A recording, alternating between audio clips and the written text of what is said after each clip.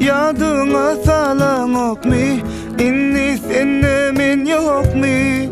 Ayda ayda görürsün gelen ok mi? Yadıma salan ok mi?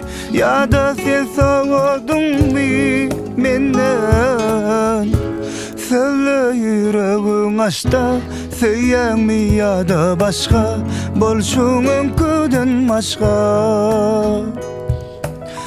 Sensiz bunun manisi yok, geçenleri de dolananok. Bu yüreğim sensiz uranok. Ananayda öğrençterdin özüne, öğrençem ok sensizliğe. Görürsün gelen ok mi? Yadıma salan ok mi? İnni sende men yok mi? Ayda ayda görürsün gelen ok mi? Yadıma salan ok mi? Ya da sen soğudun mi menden?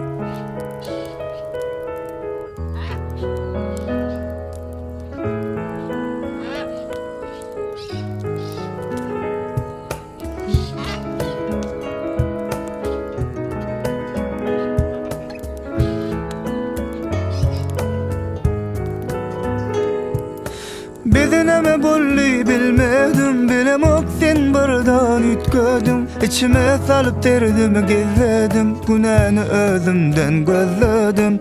Bedeneme bolli bilmedim, bilem ok sen bardan ütködüm. İçime salıp derdimi gezledim, günahını özümden gözledim.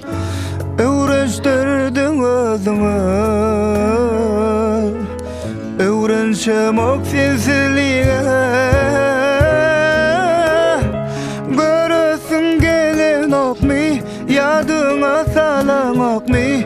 İnni sende men yok mi? Ayda ayda görürsün gelen ok mi? Yadıma salan ok mi? Ya da sen soğudun mi menden?